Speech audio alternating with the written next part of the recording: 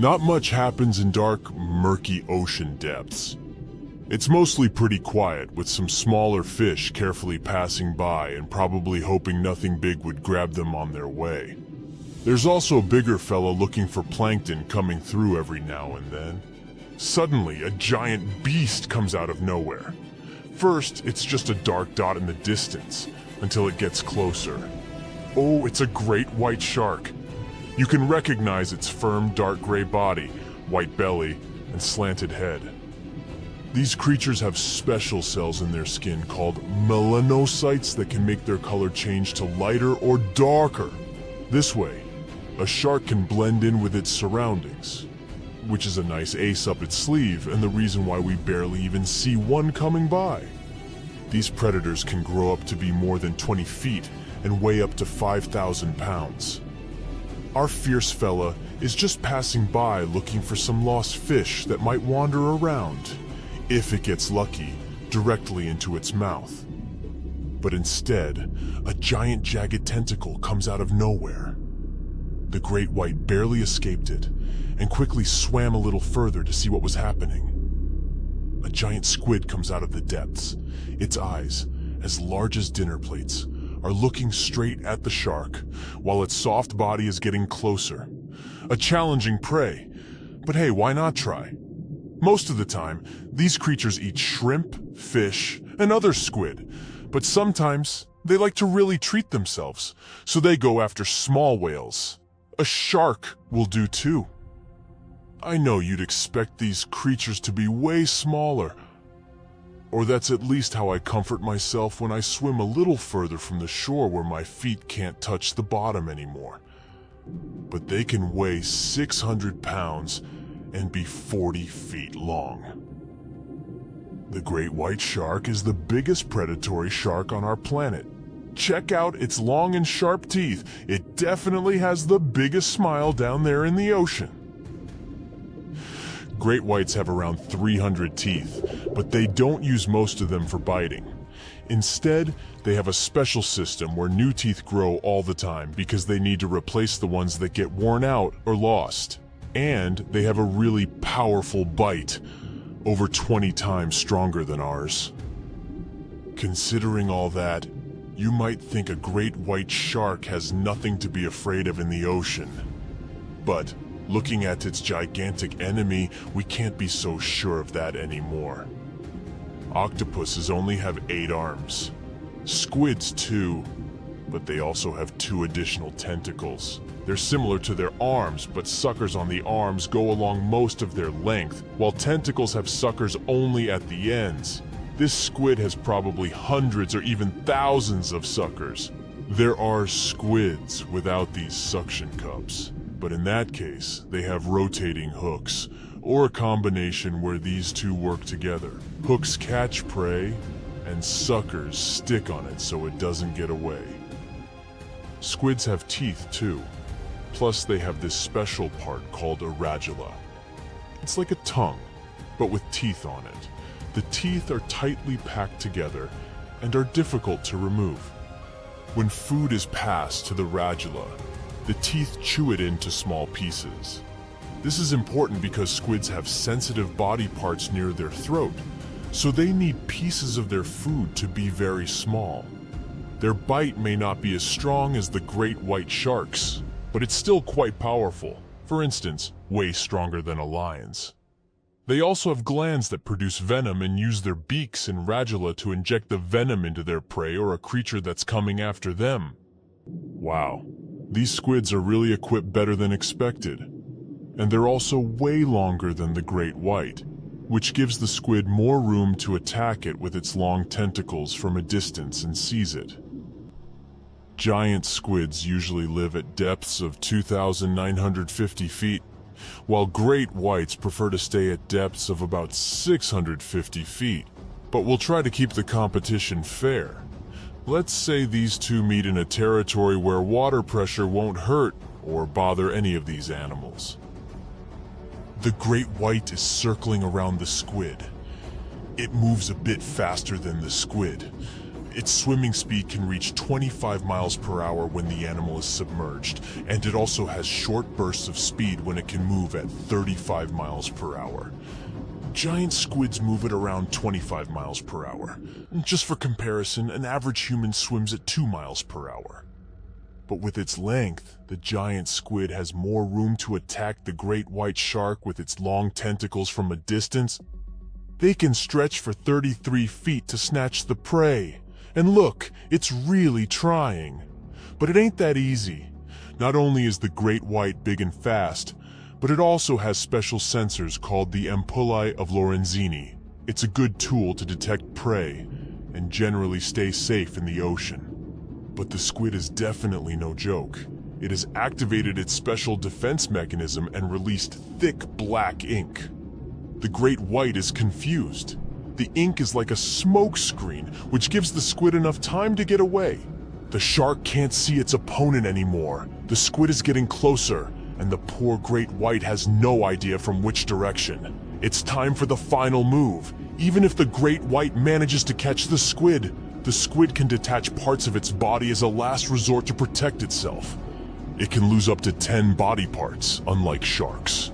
These predators can't lose any essential body parts because they won't survive. And look, the squid finally latches onto the shark. Its suction cups and the sharp beak that can pierce its prey make it nearly impossible for the shark to escape. They both disappear into a cloud of ink, the great white shark in one of the rare fights it can lose, and the giant squid ready for new conquests across the ocean. Aren't giant squids perfect for scary stories? In legends, there are often battles between humans and sea monsters. In the past, Norwegian sailors shared stories about sea creatures they encountered during their ocean travels. Over time, these stories grew to include creatures that were like giant islands with arms. And let's not forget about the Kraken. It's a legendary sea monster from Scandinavian stories that looked like an island, which was how it would trick sailors. The spooky stories say the beast was using its long tentacles to grab ships and drag them to their doom. And do you remember Jules Verne's novel 20,000 Leagues Under the Sea, which describes an encounter between a ship and a giant squid? In real life, giant squids don't eat humans, and they're not particularly interested in going after ships. However, not all the stories about these creatures attacking ships are made up. There are some reports. For example, in the 1930s, something attacked a Norwegian tanker, the Brunswick, 3 times. And yes, it was indeed the work of a giant squid. Fortunately, the squid couldn't grip onto the ship's steel hull, so it ended up getting caught in the propellers. But even though everything was okay in the end, just looking at this gigantic monster trying to take your ship down to the bottom must have been terrifying. We can laugh at stories about the Kraken until we're out there on our own. In 2003, a giant squid came closer to a French yacht that was participating in a sailing race. It couldn't cause any harm, so it eventually gave up. So, for now, the idea of a giant squid taking down a ship or boat remains a fictional story, although they're certainly capable of trying. Okay, giant squids are big, but there's another creature from their family of cephalopods that can be even larger. It's called the colossal squid, and one that was found weighed 992 pounds, hundreds of pounds more than the giant squid, 606 pounds. And they can stretch their tentacles for up to 45 feet. More than 50 ships and 20 planes have disappeared in the Bermuda Triangle since the middle of the 19th century.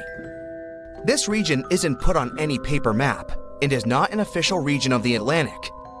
This massive water area is located not far from the southeastern coast of the US and still scares many sailors. But you aren't afraid and want to prove that there is nothing special in this place. You sail to the center of the Bermuda Triangle on a small fishing boat. You turn off the engine and wait. Several hours pass. The sun goes below the horizon. Night comes. You're about to return to the shore, but suddenly, it becomes too quiet. Then, you hear a splash of water. You look overboard and see hundreds of fish swimming to the surface. Something big scared them away. Something that comes straight from the depths. The next second, you notice big sparkling eyes and long tentacles reaching for the boat. It seems that one of the most terrible myths about the Bermuda Triangle turned out to be true. A huge squid dragging ships to the bottom. Stories about these squids appeared long before the emergence of the Bermuda Triangle myths. For centuries, sailors from Norway and Greenland told stories about a scary sea monster, the Kraken. In those stories, the Kraken broke the decks of ships with its giant tentacles and dragged them to the bottom. The approach of this creature is impossible to see since it's coming to you not from the side, but from below. But all these were just stories. Only in the 19th century, scientific evidence of the existing of these monsters appeared. A beak of an unknown squid was found on the coast of Denmark. The size of the find was about 3 inches in diameter, which is about the size of a human palm. Then, it became clear that the Kraken was real, and it's just one variety of giant squid. Since then, more than 21 species of giant squid have been described, but the first video with this monster was recorded in 2004 in the waters of North Atlantic, not far from the Bermuda Triangle. Marine biologists used a lure to draw the squid out of the depths. The huge monster was about 30 feet long, which is about half a subway car. It suddenly appeared out of the ocean darkness and quickly attacked the lure, squeezing it with its tentacles. After that, many cases of squid have been recorded on photos and video. Huge squids were washed up on the shore, swam past ships. According to some records, the largest monster ever found was 59 feet long and weighed almost a ton. This is the size of a big bus. Some scientists believe that giant squids can reach 150 feet in length, which is almost twice the size of a basketball court. But the big size is not enough to sink a ship. The first thing that helps squids do this is the surprise effect. Squids come from the depths, which mean they can be seen from the deck, but the monster can see a boat from afar. It has the biggest eyes in the world. One eye is about the size of a basketball. The eyesight of a giant squid allows them to see prey in the Black Sea depths and from a big distance. Most sea creatures on the planet can't see in such conditions. So, the squid notices your ship and decides that it's food. It quickly approaches the boat and attacks with its tentacles. The squid has 8 limbs and 2 extra longer tentacles the monster uses to bring food to the beak-shaped mouth. The others are covered with dozens of suction cups filled with sharp teeth. Nothing can escape if the squid grabs it. The squid wraps its tentacles around your boat. With the teeth on each arm, it bites the deck. 2 long tentacles can grab you while you're running around in panic. The squid can rock the ship from side to side until one of its parts sinks in the water. You fight off 2 long tentacles and fall off your feet. The squid's 8 arms are squeezing stronger. You can hear the boat's hull cracking. The squid is big, but still can't sink a large metal object. Possibly, it couldn't have sunk huge ships that disappeared in the Bermuda Triangle. You see how the squid swims away into the depths. You're lucky this time, but you definitely wouldn't handle 2 such monsters. The existence of giant squids was proven more than 150 years ago, but people still don't know anything about them. The fact is that they are some of the most elusive creatures on Earth. They swim fast, spending most of their time at depths of 1,300 to 3,000 feet. To descend there, people need sturdy submarines and bulky equipment that create a lot of noise. The squid will notice them much earlier and swim away. Scientists don't know anything about their behavior, social life, habits, or a distance they swim during the day. And most importantly, we don't know how many of them are hidden in the water. The ocean is only 5% explored. It's possible that millions of giant squids swim in the sea depths. Just imagine hundreds of giant tentacles reaching out to a group of ships sailing through the Bermuda Triangle. In the past centuries, they could easily sink an entire fleet, since the ships were made of wood and were lighter. Squids wrapped decks with their strong tentacles, made holes in the ship's bodies with their sharp beaks. Toothy suction cups could break the masts and tear the sails. The water was filling the holds and slowly rising to the deck. The ship sank in a matter of minutes. Survivors reached the shore and told everyone about huge monsters. This is how the legends of the Kraken appeared. Fortunately, Now people have sonars and equipment for monitoring the sea space. You start the engine to swim to the shore and notice that about 30 tentacles are reaching out to you from the water. 3 giant squids squeeze the boat from all sides and pull it down. It looks like there's no way out. You look overboard and see black eyes looking right at you. At this moment, you find a solution. Squids spend their whole life in darkness and are afraid of the light. Fortunately, you have a signal rocket. You use it to scare the monsters away. Squids go back down into the water, but apparently not for long. You release a few more rockets into the ocean and scream in fear. The red light illuminates the sea darkness, and you see hundreds of moving tentacles. They quickly swim away from the fire to a safe distance. At full throttle, you're sailing to the shore and releasing all the signal fires into the water. You don't give the squids a chance to get close to you. Finally, you get to land, confident that you will never return to this place. The bad news is, these creatures swim not only in the Bermuda Triangle.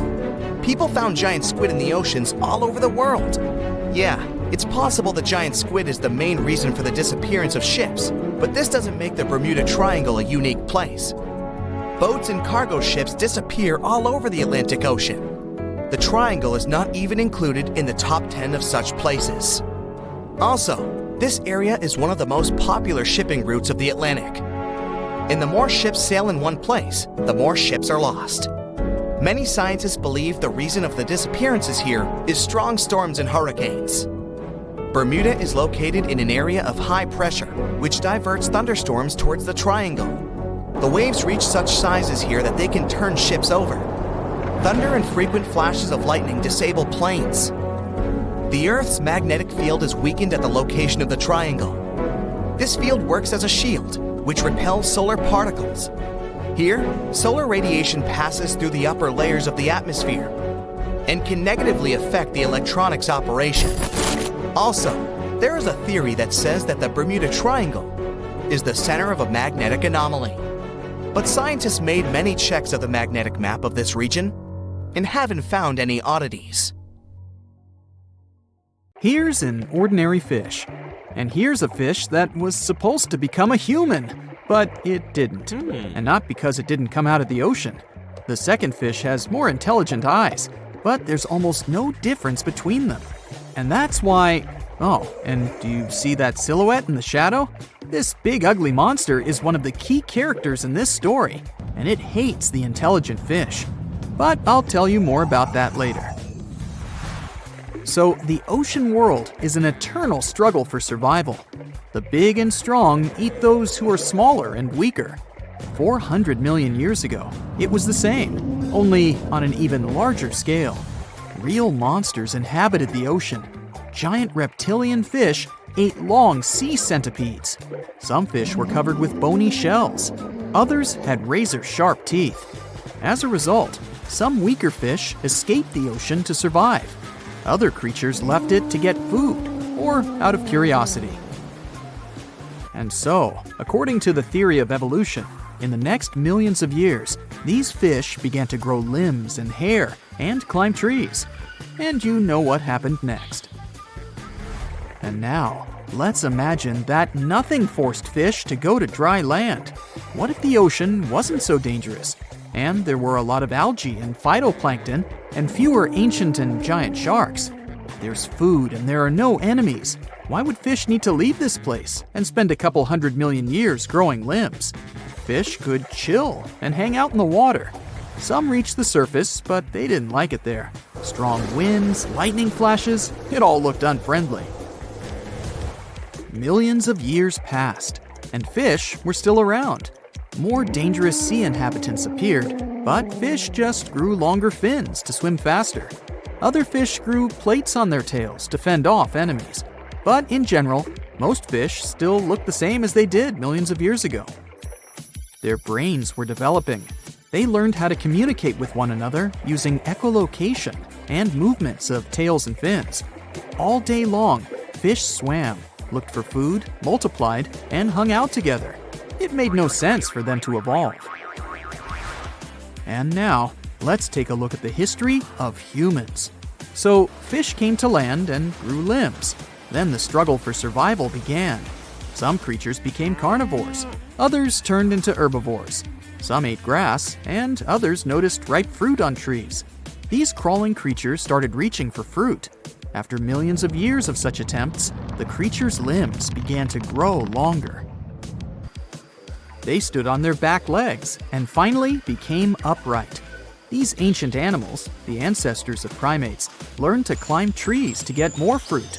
Then some of them started using stones to crack nutshells.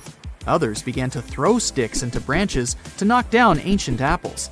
The more these animals interacted with the environment, the more their brains developed. In addition to saber-toothed tigers and other ancient monsters that tried to eat primates, there were also bad weather conditions that caused a lot of problems. Ancient apes began to hide in caves and even create shelters from branches and leaves. Then someone accidentally started a fire, and it changed the rules of the game. New neuron connections opened up in the brain, and it led to abstract thinking. People built bonfires in caves and watched flames cast shadows on the walls. Images began to form in their heads. The ancestors of people began to make drawings. And so, step by step, over millions of years, they evolved into Homo sapiens. Of course, no one knows precisely how it was, but let's assume that evolution worked this way. The struggle for survival formed the human brain. And now, let's go back to the ocean, where fish swim. They can move from side to side, up and down, and they don't need to reach any branches and fruit. Food is floating everywhere around them. Fish are cold-blooded, so they don't freeze. They don't need to hide from the rain or anything else, so they don't need to build roofs and shelters and start a fire. But still, something changes in their minds. Fish often swim to the surface to see this bright light from the sun. Through the clear water, they see the starry sky and the bright moon. And of course, these pictures form new neural connections in their brains. Fish are curious, and they think about how to explore the land. Their gill-based respiratory system doesn't allow them to be out of the water for a long time. Fish begin to contemplate this world. Over hundreds of thousands of years of evolution, they learn to communicate with one another and begin to understand how the cycle of life in the ocean works. Some fish form large colonies and build houses inside coral reefs. But these houses look like big anthills, not like buildings. Fish stay there to hide from enemies and to have rest. Also, fish meet other enemies, birds.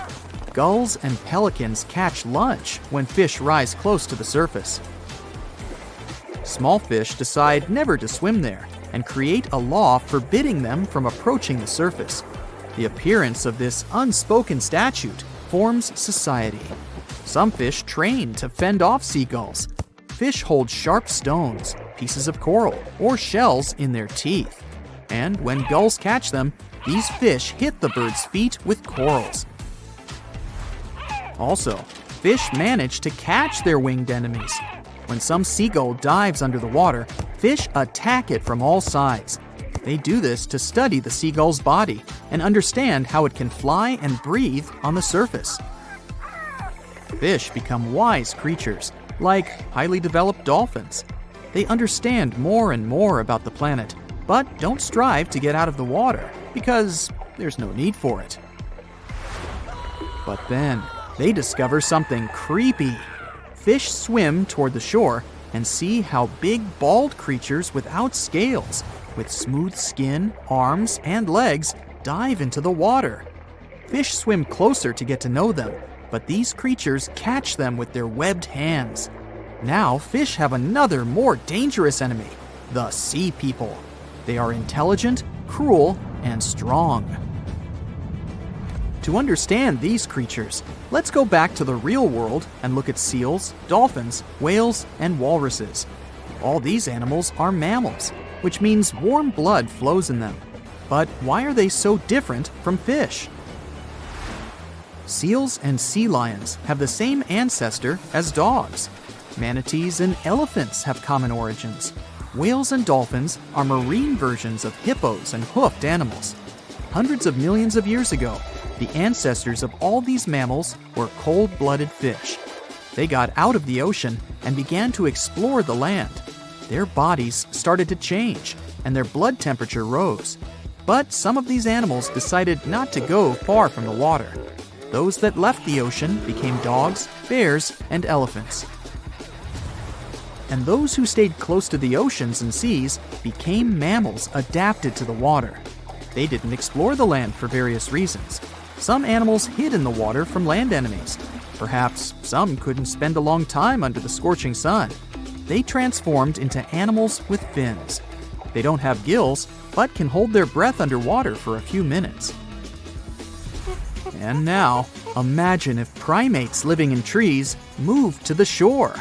Their skin would lose its fur, webbing would grow on their fingers, and their whole body would get covered with a thick layer of fat. They would develop intelligence and become sea people. Each of them would weigh as much as a polar bear because of subcutaneous fat. The fact is that all marine mammals need a lot of fat to protect their body from the cold. A large amount of fat makes them mobile and fast in the water. Now, intelligent, peaceful fish have to fight with cruel sea people. But who will win in this conflict? I think we need another video to find out. It was one of the biggest creatures ever to roam the earth. It was longer than your average school bus and could easily weigh more than 10 elephants combined. But where did it live? How did it end up having this size? And most importantly, why is it extinct nowadays? Let's find out. The Megalodon was the largest predator ever known in our planet's history. In terms of its location, the Megalodon lived practically in all waters on our globe, except near the poles. The reason why there were no Megalodon teeth found in Antarctica is probably that the gigantic creature adapted to only warm tropical and subtropical waters. The younger ones liked to keep to the shores, while full-grown adults preferred coastal areas, but they could easily move into the open ocean as well. How do we know the Megalodon was so widely spread? We can only presume, based on the fact that they discovered the most northern fossils off the coast of Denmark and the most southern in New Zealand. The discussion of how the Megalodon got this size is still open in the scientific community. They recently found out that not all the specimens from this fascinating species reach the same huge size. This has to do with a little something called the Bergmann's Rule, which says that the temperature of the surrounding environment affects the animal's body size because they either need to conserve or shed heat. The megalodons that reach cooler waters probably needed more body weight to make sure they survived in low temperatures. On the contrary, those living in warmer waters had to be smaller to avoid burning up. But what did this enormous fish look like? Most modern depictions show the megalodon resembling an enormous great white shark. But well, it seems it may not necessarily be correct. The megalodon likely had a much shorter nose and a flatter jaw that looked almost squashed when compared with a great white shark. It also seems to have something in common with the modern blue shark: extra long pectoral fins. They needed these to support their weight and size while navigating the planet's waters. Lastly, the lady megalodons, seem to have been about twice as large as the gentlemen. As for their offspring, even a small megalodon was enormous, at least 6.5 feet from nose to tail. How do we know that? Because specialists have stumbled upon megalodon nursery habitats in Panama, Maryland, the Canary Islands, and Florida. Even the piles of used diapers were enormous. Nah, not really. Surely the scariest aspect of the megalodon's looks was its mouth. I mean, think about it. Megalodon had whales for dinner, so it obviously needed to open its mouth wide enough. Scientists have estimated that its jaw would span a mind-boggling size, 9 by 11 feet wide. Just to paint you a better picture, that means it could have easily gulped down 2 adult people side by side. Wait, which 2 adults? Those impressive jaws also feature 276 teeth. Based on modern reconstructions of the force of its bite, it looks like it may have been one of the most, if not the most, powerful animals of prey ever to exist. For comparison, humans can have a bite force of around 1,300 newtons. Today, great white sharks have been estimated to be able to bite down with a force of over 18,000 newtons. The Megalodon tops all the records, with an estimated power of bite up to 10 times greater than that. It could basically crush a car with very little effort. Its teeth were also pretty amazing. Similar to sharks, the Megalodon was fast in replacing its broken or worn teeth. With 4 or 5 rows of teeth in its mouth, it basically acted like a conveyor belt, growing back damaged or missing teeth within about 48 hours. This means that an adult Megalodon probably would have grown several thousand teeth throughout its lifetime. It was nice of them to do that, though, since it's probably one of the reasons why Megalodon teeth are so common in fossil records, and we're able to study them properly. To maintain its impressive physique, the Megalodon had to eat somewhere around 2,500 pounds of food per day. Can't wrap your head around that? Well, it was the equivalent of 1 1/4 cows per day to survive. It's like if you had to eat 3,300 cans of tuna every day. I've used the word Megalodon a lot, but have I mentioned where it comes from? When translated from Greek, it means giant tooth. Ah, those clever Greeks. However, this giant shark's full scientific name is a bit more complicated: Carcharocles megalodon. But are these gigantic predators actually extinct? We tend to believe so, but let's be honest for a second. We've come to know more about the surface of Mars than the depths of our oceans. Like, we've only explored 15% of our oceans altogether. Who knows what may be lying out there in the deep? Maybe some ancient predators? The Mariana Trench is the deepest oceanic trench on Earth. The Challenger Deep, its deepest part, is so deep that you could dip the whole of Mount Everest in there and it would still be over a mile above the surface. That's deep. If a Megalodon or two ever needed a place to crash, that would be a discreet enough location. However, the Mariana Trench is not a particularly comfy place to be in. Because it's cold and steeped in total darkness and all. The temperatures here are around 36 degrees Fahrenheit all year round.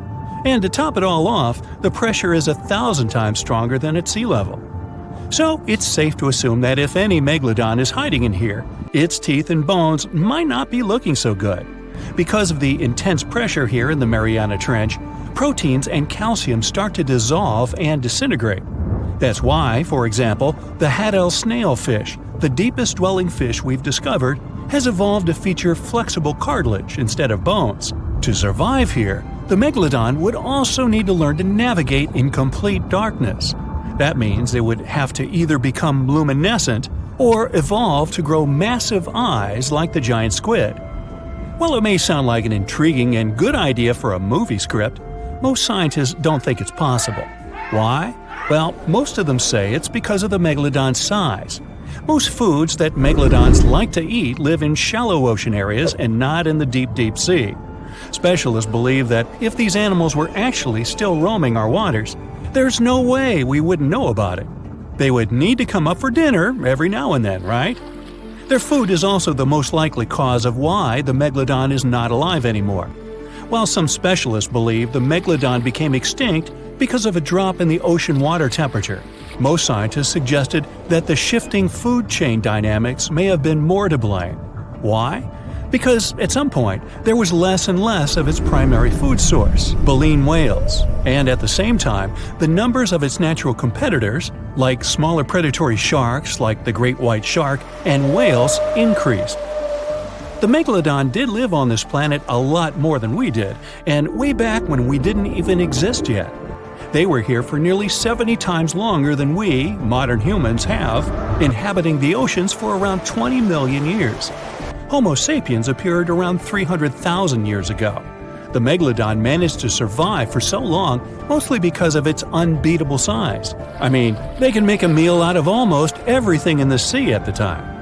We may think about both of them as prehistoric creatures, but the Megalodons and the dinosaurs never coexisted on Earth. The dinosaurs probably died out about 66 million years ago.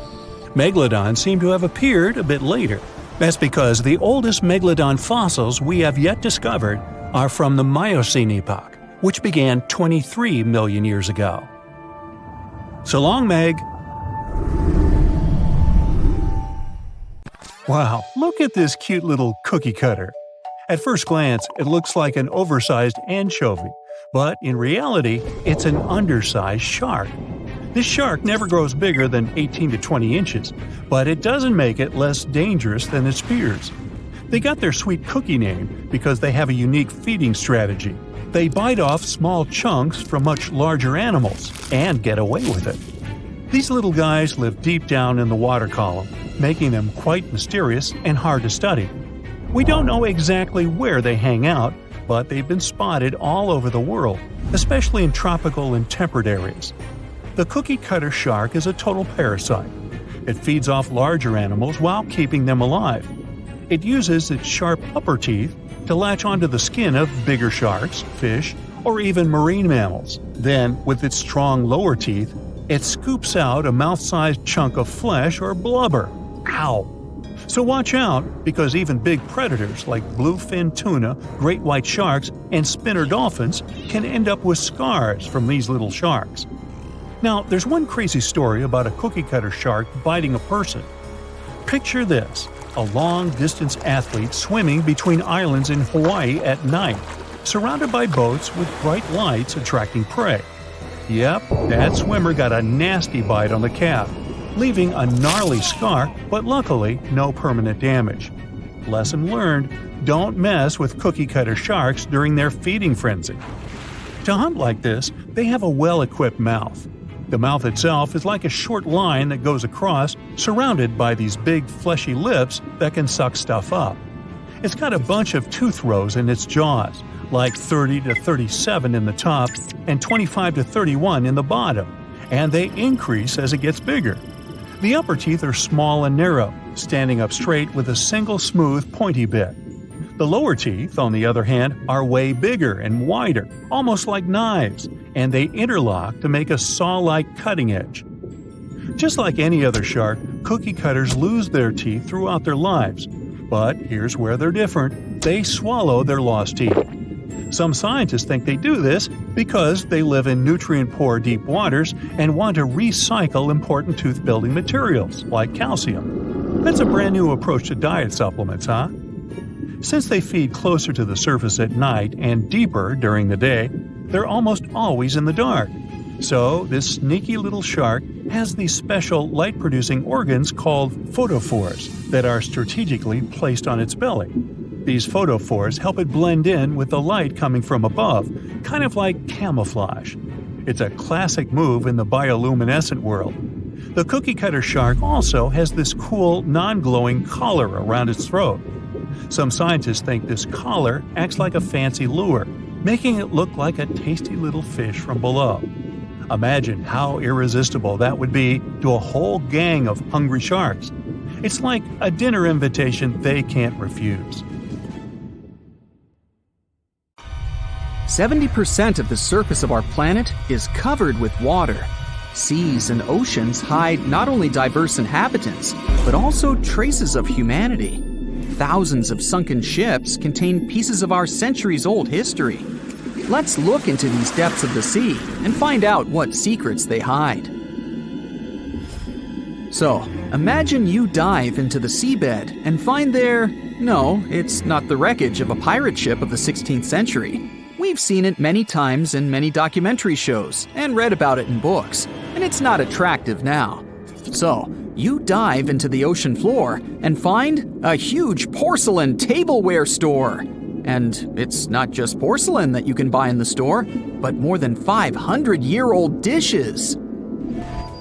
The Chinese Ming Dynasty developed maritime trade for imports from foreign countries several hundred years ago. One ship didn't survive a sea storm and sank somewhere on the northwestern slope of the South China Sea. There, scuba divers discovered a sunken ship with valuable cargo on board. Thousands of porcelain cups, plates, and jugs with beautiful painted patterns lay among algae and sea sand. Experts counted all the items and claimed the ship carried about 100,000 items, but not all of them ended up in the cargo hold. Valuable items were scattered over hundreds of thousands of square feet. A similar case occurred in the Mediterranean Sea. One guy was diving off the coast of Israel and accidentally discovered the oldest sunken sea cargo in the eastern Mediterranean. Pieces of marble sculptures and structures lay on the seabed among the wreckage. They were so ancient that they got covered with algae and became part of the underwater landscape. Another unusual find was discovered in the deep water ridge of the Pacific Ocean, north of the Hawaiian Islands, in one of the largest marine reserves in the world. A research vessel sailed along the seabed and discovered a road. Part of the bottom was covered with yellow brick tiles. It was also like the tile used to cover a swimming pool. The researchers conducted an expedition in this unknown place and posted videos online. They went down to a depth of about 1.8 miles and noticed a strange track on the bottom made of yellow bricks. One of the guys jokingly said that it was the road to Atlantis. In fact, the road led nowhere, and it wasn't made by humans. Nature created this unusual landscape. The place with stone tiles was at the bottom of the lake, located at the top of an underwater mountain. Perhaps once upon a time, it was a volcano. Magma heated the surface, and cracks appeared on the ground. The lines of cracks made the solid surface look like a brick road. Okay, how about something more mysterious? 20 years ago, a Norwegian research vessel discovered strange holes in the seabed in the middle of the Atlantic Ocean. Then, already in 2022, other researchers found something similar, but at the bottom of the Pacific Ocean. Scientists discovered about 200 holes in 3 different places at a depth of about 2 miles. The holes were arranged in several rows, and a tunnel was under each. But where did it lead? To find out, you first need to find out who made these holes. Scientists studied animals that live at such a depth under enormous pressure. Imagine the weight of several dozen elephants pressed on a small area the size of a palm. That's about the pressure exerted by water in these depths.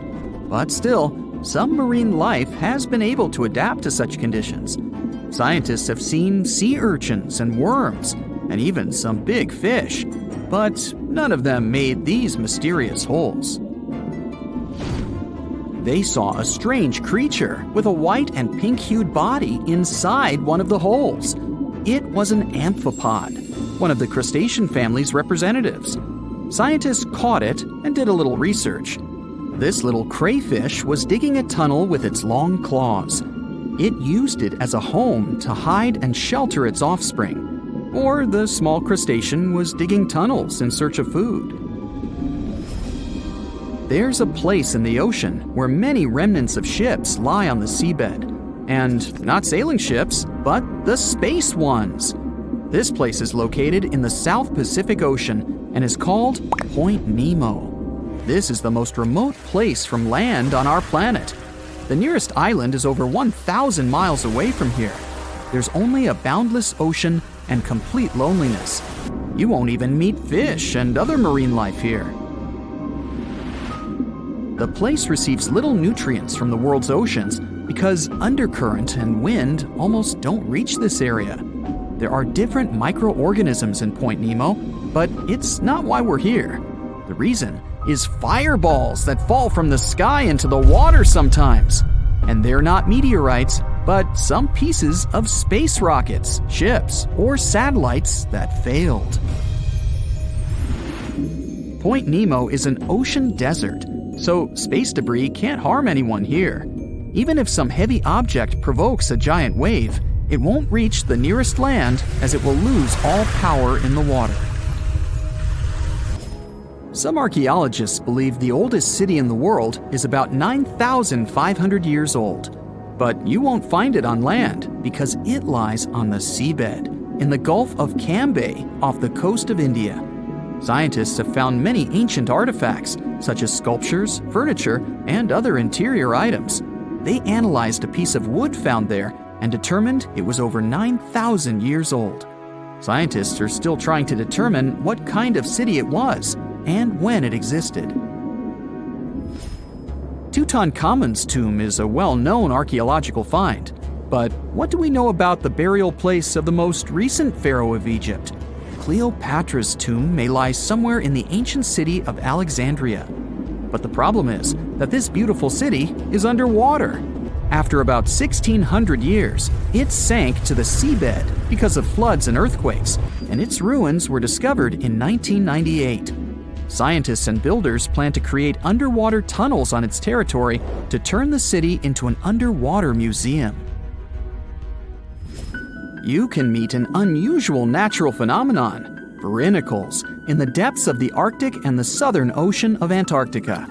It looks like an icicle frozen in water, which attracts marine organisms to itself and freezes them.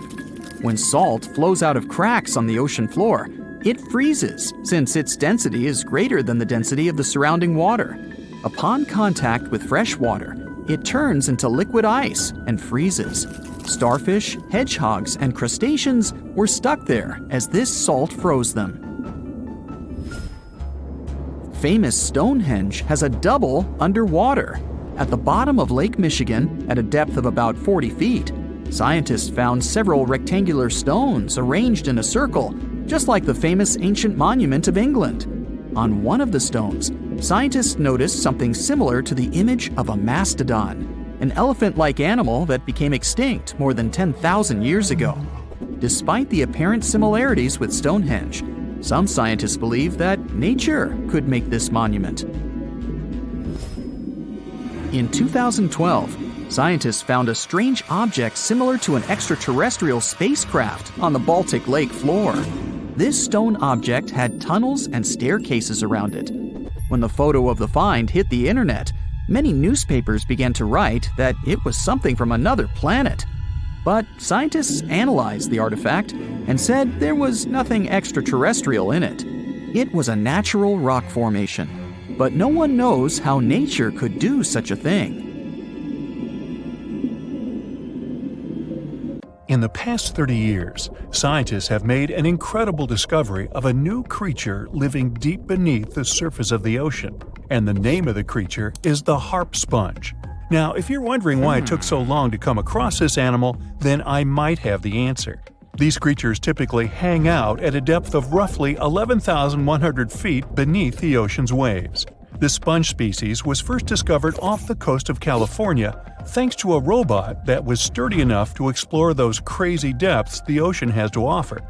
This is no doubt an area of the planet where even the most benign-looking creatures can be potentially dangerous. But even scientists were surprised to find that this creature was more than just a sponge. Now, this might seem obvious, but the harp sponge got its name because its basic structure, referred to as a vein, is the same shape as a harp. Each vein is made up of a horizontal branch supporting several parallel vertical branches. But don't let the harp sponge's fanciful and amusing appearance or its non-intimidating name fool you. Yeah, the harp sponge is very much a deep-sea hunter. It has a unique ability to capture and envelop small animals using its rhizoids, short, thin fibers. With their help, the harp sponge clings on to the soft, muddy bottom and catches tiny creatures that get swept into its branches by deep-sea currents. Uh-oh. Other sponge creatures often feed by pulling bacteria and bits of organic matter from the seawater and filtering them through their bodies. But not our harp sponge. Instead, it snatches its future meal with minuscule barbed hooks that cover each of the harp sponge's branches. Now, harp sponges prefer tiny crustaceans like crabs, crayfish, shrimps, and prawns. Once the harp sponge has one of them in its clutches, it envelops the animal in a thin membrane before slowly beginning to digest it. So, pal, what's eating you? Oh, Harpo? Too bad. Researchers believe that harp sponges use this method of feeding because there aren't enough nutrients that deep down. This makes traditional filter feeding less effective. Research has shown that the creature is still in the process of evolving. Early harp sponges, researchers found, only had 2 veins. But later, scientists discovered other harp sponges that had 6 veins. The harp sponge might have evolved this elaborate candle holder-like structure to increase its surface area. In general, harp sponges typically grow up to a length of 1 foot, but researchers have seen a creature that was 2 feet in length. The harp sponge is not only very unusual, but also beautiful to look at. See those tiny white balls on top of the branches? Now, why don't we look at some other creatures that live below the photic zone of Earth's oceans? The photic zone means the area beneath the ocean's surface that still receives some sunlight. Thanks to this, there are loads of different creatures and organisms living there. Any animal living beyond this layer qualifies as a deep-sea creature. The Tomopterus worm is a segmented worm you can find in the twilight zone of the ocean. This is the area that lies between 650 and 3,300 feet beneath the surface. These creatures are often no more than 1 inch long, but the largest of them can grow up to 1 foot. While swimming around and feeding, these worms do what researchers describe as an amazing smooth dance. That's because the creatures can swim extremely quickly and maneuver at tight angles with ease. Now, I know most people hear the word worm and think of the common earthworm, so it's quite interesting to know there's a deep-sea worm out there that never leaves the water during its entire life. Similarly, most of us try to avoid jellyfish that either rest on the sand or sit on top of the ocean waves. This isn't the case with a chrysota jelly. That's a deep-sea creature too. This beautiful jellyfish is mostly ruby red, bright orange, or electric purple. That's what helped researchers realize they had found a new species of jellyfish. The creature grows to a maximum size of 1 inch across. It has tentacles that stretch out in every direction. Now, if you come close to this jellyfish, it'll pull all these tentacles in toward its body before rapidly swimming away to avoid danger. Yes, you are dangerous. The chrysota jelly is extremely rare. You won't see it very often. You might need to borrow that deep-sea diving robot I mentioned earlier. While worms and jellyfish might seem quite harmless, this isn't the case with the Pacific viperfish. Ooh. This creature is equipped with a noticeably big mouth, like me, and the needle-like teeth inside are key to its hunting strategy. Pacific viperfish live at around 5,000 feet below the ocean surface, but they're among those numerous marine animals that migrate each night from the ocean depths toward shallower waters to dine. What's on the menu for dinner tonight? Lots of small fish and shrimp. The creature can grow up to 12 inches in length. Its 2 front fangs, which stick up from the fish's bottom jaw past its own eyes, are especially dramatic. When the fish unhinges its jaw, its mouth can open wide enough to engulf smaller animals, and the teeth form a cage to prevent an escape. Now, have you ever seen an underwater creature that looks like a strawberry? Trust me, it does exist. Just look at these dots on the strawberry squid. The creature has a big eye and a smaller one. You might think this unconventional pairing would be awkward and uncomfortable, but it's actually the opposite. The big left eye looks upward. It spots shadows cast by other animals in the dimly lit waters above. The eye's tubular shape helps it collect as much light as possible. On the other side of the squid's head, you can see its right eye. It's small and looks downward. This eye searches for flashes of bioluminescence produced by animals lurking in the darker waters below. Now, bioluminescence means the production and emission of light by living organisms. By the way, the squid has a nickname. And no, it's not Squiggy, although that's a great one. It's known as the Cockeyed squid. This is simply due to the remarkable difference in size between its 2 eyes. I think I like Squiggy better. And so it goes. Since light doesn't reach the deep sea, the strawberry squid's body actually looks black. This helps the creature hide from enemies, such as sharks and dolphins. In general, the strawberry squid grows to a length of 5 inches. It typically lives around 3,000 feet below the surface, but floats to shallower waters at night. Now, the feather star is a marine creature without a backbone, but with feather-like arms that radiate from the center of its body. These creatures first appeared around 200 million years ago. Related to sea stars, they look like a flower, but if you approach them, they'll quickly swim away. But not all feather stars can swim. Many species can only crawl along the bottom of the seafloor. Like some of the other deep-sea creatures we've looked at, the feather star can adapt to its surroundings. It has a creepy ability to shed its arms, the same way some lizards can shed their tails. This also helps them escape from their enemies. Feather stars live all across the globe, from the equator to the poles, from the shallow waters on top of reefs to the deep, deep sea. Now, given that we're dealing with mysterious creatures, the name of this one is quite fitting. The swift vampire squid should be the official symbol of life in the deep sea. The animal has a dark red body, huge blue eyes, and a cloak-like web that stretches between its 8 arms. This, along with its name, may suggest that the creature is some form of a terrifying hunter. In reality, though, the vampire squid is a soft-bodied, timid creature, about the size, shape, and color of a football. It grows to roughly 12 inches in length and lives 3,000 feet below the waves. There's almost no oxygen there, but also relatively few predators. Whew, I think I'll need to decompress from this one. Hello, distinguished guests, and welcome to Aquarium Bright. Here, you will get to see the most dangerous sea and ocean creatures. But don't let what I said mislead you. It's very well possible for you to come across one of these underwater animals during a walk on the beach. So take a look at them carefully now, and you might just avoid a disaster. Is it fish or is it stone? What you're looking at is commonly known as the stonefish, but its fancier names include the dornorn and the sinancia.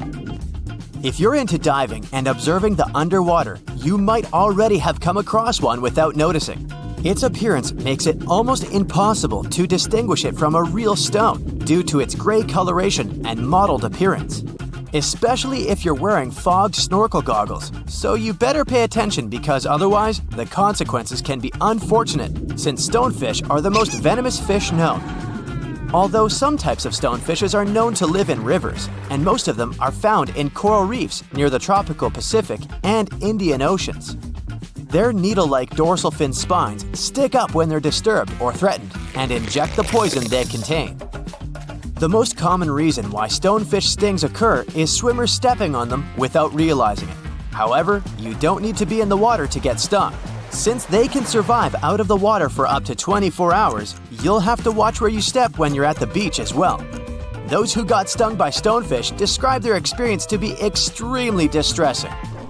Their venom can result in infection, and in some cases, it is known to cause shock and paralysis. It might come as a bit of a shock, but despite its bad reputation, stonefish is edible if it's prepared properly. When the fish is heated, its venom breaks down. And if the dorsal fins, which are the main source of its venom, are removed, raw stonefish is served as part of sashimi too. This creature might look like it came out of a science fiction movie, but it's very much real. Say hello to the blue-ringed octopuses. Don't be deceived by their small size, which can range between 5 to 8 inches including their arms, because they're packed with venom to cause great damage to as many as 26 people within minutes. Just like stonefishes, blue-ringed octopuses are found in the Pacific and Indian Oceans, from Japan to Australia. They typically live on coral reefs and rocky areas of the seafloor. Some may also be found in tide pools, seagrass, and algal beds. Blue-ringed octopuses are not aggressive in nature. When they're not seeking food such as crabs or shrimps, or searching for a mate, they often hide in marine debris, shells, or crevices. It's only if they're provoked, cornered, or handled that they get dangerous to humans. When they're threatened, they turn bright yellow or blue iridescent rings appear all over their body as a warning display towards the potential predators. Their bites usually come unnoticed, so you might not be able to realize you're bitten until it's too late. The venom of a blue-ringed octopus can cause dizziness and loss of senses and motor skills, and ultimately, paralysis. So, better try to keep your hands to yourself and back away in a hurry if you see one. Nope, it's not a flower bouquet, so don't try to pick and smell one of those pink tube-like things. What's standing before your eyes is a marine animal called a flower urchin. It may look gorgeous, but don't let the looks deceive you. It was named the most dangerous sea urchin in the 2014 Guinness World Records. Flower urchins inhabit the tropical areas of the Indo-West Pacific and are found among coral reefs, rocks, sand, and seagrass beds at depths of 0 to 295 feet. The most noticeable feature of them is their pedicularia, which are claw-shaped defensive organs that are also found in sea stars. What makes flower urchins differ from any other sea urchin is the fact that their pedicularia is, as the name suggests, flower-like, and usually pinkish white to yellowish white in color, with a central purple dot. Hidden underneath those flowers, they possess short and blunt spines. Although many sea urchins deliver their venom through such spines, flower urchins deliver their venom through their pedicularia, or flowers. If they're undisturbed, the tips of these flowers are usually expanded into round, cup-like shapes. On their surface, they possess tiny sensors with which they can detect threats, and once they contact such threats, these flowers immediately snap shut and start injecting venom. What's weird is that the little claws of the flowers can sometimes break off from their stalks, stick to the point of contact, and continue injecting venom for hours into whoever touched it. Yeesh! Looks like a giant puddle of melted strawberry ice cream, right? You wish. It's a lion's mane jellyfish, which is also called giant jellyfish, Arctic red jellyfish, or hairy jelly. They're known to prefer cool water. That's why they can mostly be found in the Arctic, northern Atlantic, and northern Pacific Oceans. But it's possible to spot them around the British Isles or in the Scandinavian waters too. Lion's mane jellyfish are one of the largest known species of jellyfish. They get their name from their long, flowing hair-like tentacles and can reach lengths up to 10 feet. And although the average bell diameter of a lion's mane jellyfish is around 20 inches, they can sometimes attain a diameter of over 7 feet. The largest lion's mane jellyfish recorded was seen in 1865 off the coast of Massachusetts. It was measured to have tentacles around 125 feet long and a diameter of 7 feet. To help you picture it, this is longer than a blue whale. Lion's mane jellyfish hunt by extending their tentacles outward and creating a trap to catch their food. Since they have around 1,200 stinging tentacles, the fish would have to be extremely lucky to be able to escape them.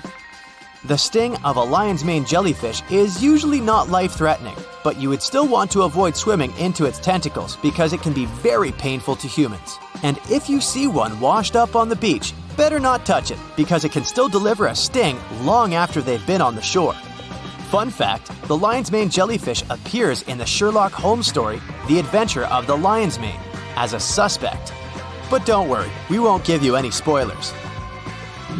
The last marine animal you're seeing now is a sea snake, and yes, they are different from eels.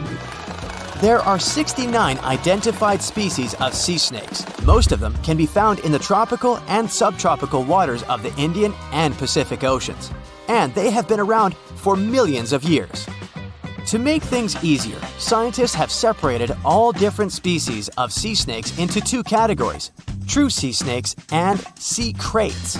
Whereas true sea snakes spend almost all their time at sea, sea kraits can spend some time on land as well. If you see a snake on the beach, you can tell whether it's a land or sea snake by looking at its tail. If it's paddle-like, then that's a sea snake you got there, but make sure to keep your distance in both cases. All sea snakes need to surface regularly to breathe since they have no gills. That's why you can come across one while swimming.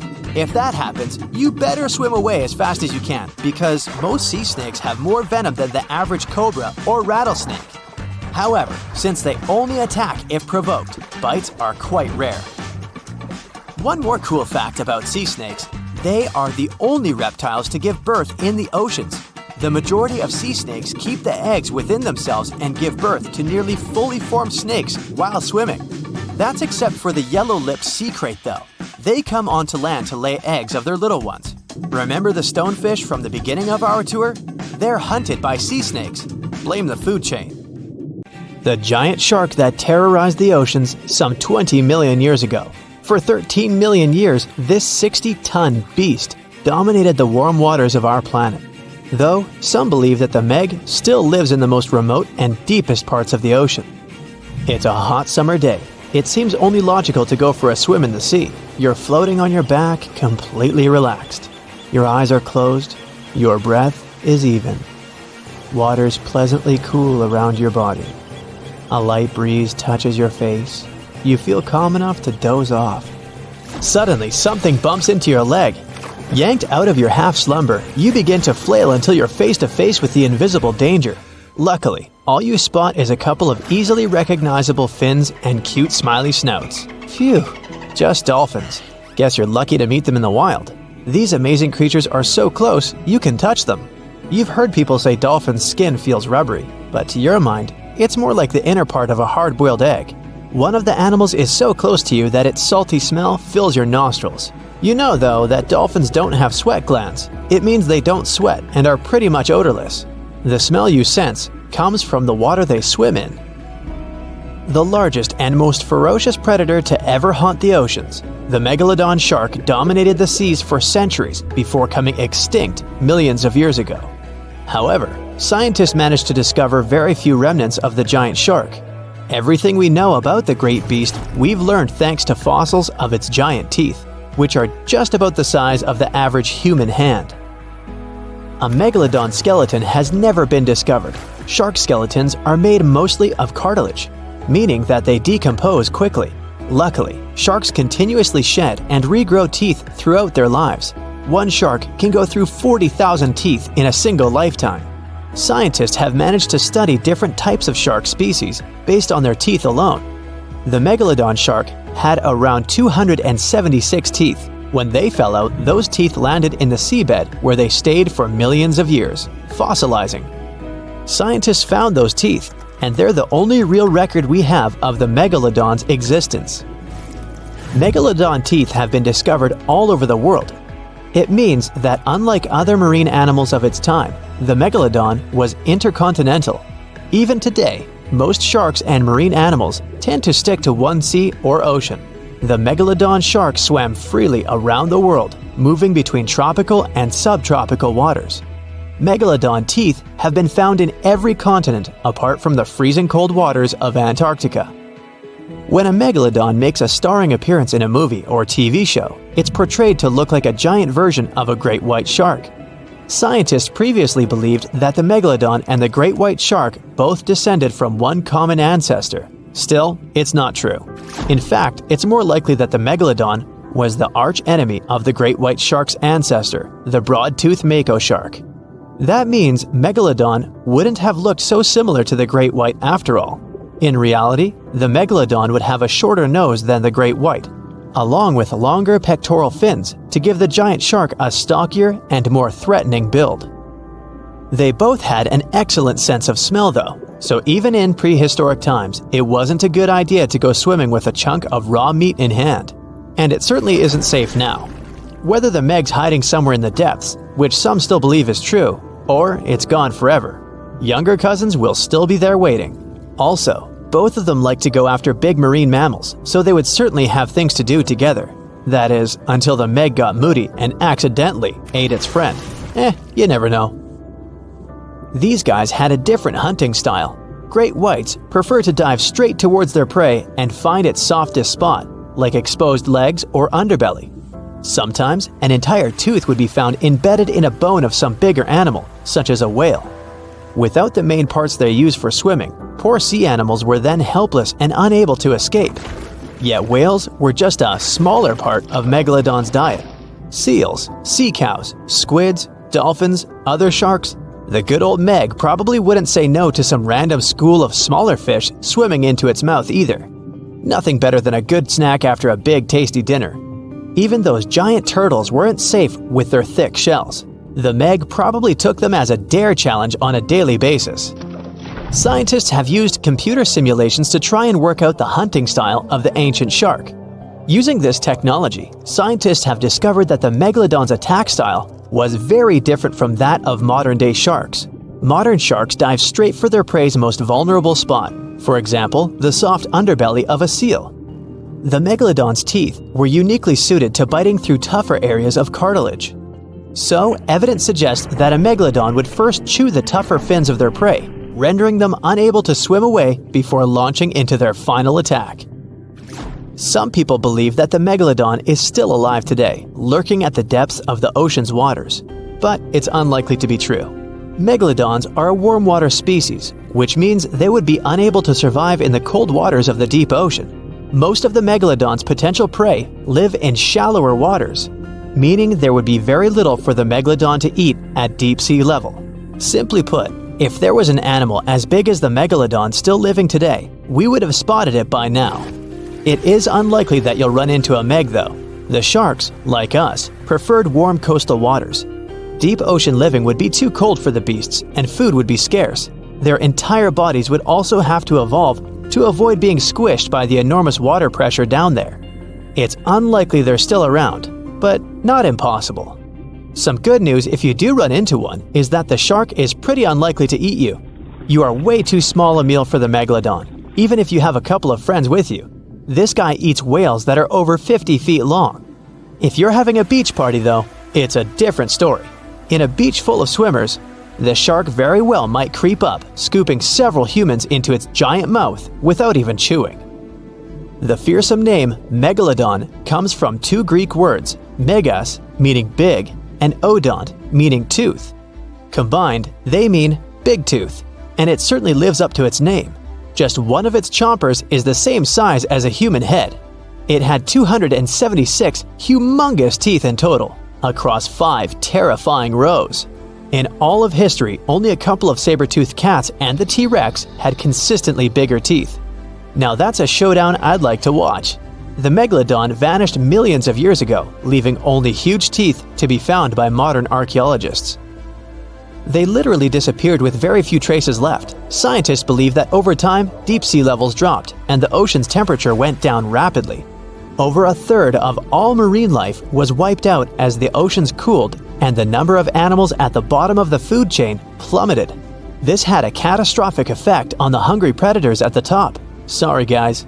It became way too cold for these sun-loving sharks too, which made it difficult for them to reproduce since they gave birth in warm waters. The Megalodon is usually described as a sort of great white shark, but this is just a common myth. In fact, the ancestors of today's great white existed at the same time as the Meg, but they weren't best buddies and were even in competition with each other. The great white shark was a better hunter using its smaller size and agility to snap up the Meg's prey quickly. They were also known to eat Meg pups, who were only half their size. This didn't exactly help the whole extinction thing. While a great white was no match for an adult Meg in a head-to-head fight, they sure weren't scared of stealing their food. This only left the bigger fish and whales for the Meg, but its food supplies began to run out as whales swam to the cooler new seas. The whales adapted to prefer the colder temperatures, leaving our friend the Meg behind. The Megalodons either starved or were frozen into extinction by the Ice Age. Rather than a great white, the Megalodon is more like a modern bull shark. It had a short snout, a flat lower jaw, and huge pectoral fins to support its massive weight and size. As scary as they are, these sharks were actually caring family guys. Several Megalodon nursery areas have been discovered in Florida, Maryland, and Panama. They gave birth to their young in shallow water environments. We know this from discovering loads of tiny Megalodon teeth found in these areas. I wonder if they had nannies too. Lions, dogs, cats, all these mammals sleep in pretty comfortable positions. But not whales. They look like giant floating loaves of bread, which is a scene one diver accidentally came across in the Caribbean Sea. 6 whales were just standing upright with their tails pointed down at a depth of about 65 feet below the surface. Scientists discovered that when sperm whales take a nap, they stay in this position for 10 to 15 minutes. They don't move or breathe. But these creatures spend only 7% of their time asleep, far less than other mammals. Usually, they either rest peacefully in the water or relax, slowly swimming next to other marine animals.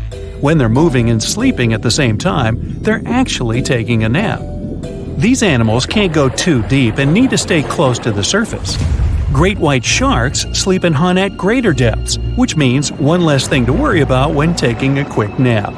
Plus, it gets pretty cold the deeper you go, and whales need warmer environments that can help them maintain the temperature of their large bodies. When alone, dolphins enter a stage of deep sleep. It usually happens at night and lasts for only a few hours at a time. While sleeping, the animal floats at the surface. It shuts down half of its brain, I can relate, together with the opposite eye. The other half is at a low alert level, awake and ready to react if some unwanted visitor comes closer. The part of the brain that is awake also sends signals when it's time to go up to the surface to take a breath of fresh air. Marine mammals have the blowhole. That's a flap of skin they can open and close whenever they want. People breathe automatically. Your body knows what it needs to do even when you're sleeping. But whales and dolphins have a voluntary breathing system. It means they need to consciously go to the surface to get some air. And one part of their brain needs to always be awake to inform the animal it's time to go up. Whales and dolphins can hold their breath way longer than other species. They also have a higher tolerance for carbon dioxide and can take in more air. Their red blood cells store more oxygen too. Whales and dolphins' blood goes only to those body parts that really need oxygen. If a whale only uses its brain, heart, fins, and some other muscles needed for swimming at the moment, those will also be the only body parts that will get the oxygen. Digestion or other functions can wait. The ocean is not a place where you can relax and peacefully fall asleep. While sleeping, fish reduce their activity. Their metabolism becomes slow. Some of them keep floating in the same spot. Others find a safer place among corals or in the mud. Early in life, dolphins learn to make a unique whistle that helps others from their pod to identify them. That means these specific whistles are their names, and dolphins do respond to them. Clams have feet. It looks like a large tongue that sometimes protrudes from the shell, but that's actually the foot, and it's relatively long compared to the length of the animal. Clams use this limb to dig themselves in the sand. The blue whale is the largest living animal, and it's also larger than the majority of dinosaurs used to be. They can grow to more than 100 feet long and have a weight of almost 200 tons. That's like 50 adult elephants. A blue whale's tongue alone can weigh more than one elephant. Such a giant surely needs to eat a lot, 500,000 calories in just one mouthful. The blue whale's heart is the size of a small car and weighs 1,300 pounds. To move the blood through such a giant body, the heartbeats are so strong you can hear them even from 2 miles away. The heart of a whale beats only 8 to 10 times per minute. The whale is one of the loudest creatures out there. Its call can go up to 180 decibels, which is as loud as a jet plane. Almost 95% of jellyfish's body is made of water. For comparison, the human body is 60% water. It's probably not a surprise since jellyfish don't have a heart, blood, eyes, or brain. The other 5% of their body weight is proteins, muscles, and nerve cells. Jellyfish have been around for more than 500 million years. This makes them older than dinosaurs. These creatures haven't changed much, and today's jellyfish are pretty much like their ancestors. These creatures live in the ocean, but in 1991, more than 2,000 jellyfish polyps were taken into space. Scientists wanted to see how they would react in the environment with no gravity. The jellyfish reproduced and created 60,000 new polyps, but unfortunately, those couldn't function normally after getting back to Earth. One species of jellyfish can literally live forever. As it grows older, the critter goes down to the seafloor to become a polyp again, and that polyp turns into a new jellyfish with the same genetics. Greenland sharks can live 500 years. This is an animal with almost the longest lifespan among vertebrates. Sperm whales are sociable creatures. They spend their life surrounded by their family. These animals support one another and have close friends they remember well, even if they don't see each other for a long time. Electric eels have small eyes that are not so effective in environments with no light, so they mostly rely on their electric organs. Those consist of 6,000 cells. Eels use them to stow power, similar to batteries. These creatures use electricity like bats use their radars or dolphins their sonar. An eel can also produce enough electricity to power a panel of light bulbs. There's a small tropical archer fish that can learn to recognize human faces. This fish has an interesting ability to spit small jets of water from its mouth. Researchers showed the fish the image of 2 different faces placed side by side. One was unknown and the other was familiar. The fish was supposed to spit water at the familiar one. The creature took the right guess more than 80% of the time. Every year in the winter, great white sharks that live along the California coastline disappear. It feels as if they take a vacation for 30 to 40 days. The animals go to a point halfway between Hawaii and Mexico. They might do it to get some food, relax, or hang out with their buddies from other areas. The spot is now called the Whale Shark Cafe. Some types of sharks, like makos, whale sharks, or white sharks, breathe in a very specific way. It requires them to swim all the time. They also need to move quickly and with their mouth open. This way, the oxygen can enter and reach their gills. Sea sponges are some of the most primitive animals. They're immobile, don't have a mouth, eyes, bones, brain, heart, lungs, or any other organ whatsoever. And still, they're alive. There's such a thing as a sea unicorn. That's an animal called the narwhal. Its horn is actually a tooth that can grow up to 10 feet long. Manatees, also known as sea cows, are distant relatives of elephants. Their weight can go up to 1,000 pounds. These creatures are vegetarian and need to eat around 10% of their total weight on a daily basis. That's lots of sea salad. In some cases, manatees share space with alligators, but they get along pretty well. You can even find a photo from Florida where an alligator rides a manatee's back. Frogfish have special fins that help these creatures walk along the sand. They're very useful in shallow waters. A ghost pipefish is hard to see, but once you spot it, you're bound to get really surprised. Its head makes up over 40% of its body. Crabs don't feel like wasting time on such formalities as putting foods in their mouth. That's why they taste it with their feet, which is where their taste buds are. Marine iguanas are the only lizards on our planet that like spending time in the ocean, even though they mainly live on land. They're herbivores that feed in shallow waters and swim like snakes. Iguanas use their long claws to hold on to the bottom when they need to graze. Green turtles can cross over 1,400 miles when migrating. They try to find the perfect spot to lay their eggs. Penguins sort of fly when they're underwater, reaching a speed of 25 miles per hour. More than 5 million years ago, I've heard, I wasn't around then, deep-sea worms and humans had a common ancestor. So we still share 70% of our genes with these creatures, and with sea stars, squid, and octopuses. The ocean covers over 70% of our planet, and over 80% of it is unexplored. More than 1 million species live there. But there are not only animals, 3 million shipwrecks are lying all over the ocean floor, hiding mysterious stories. Many of them are yet to be discovered.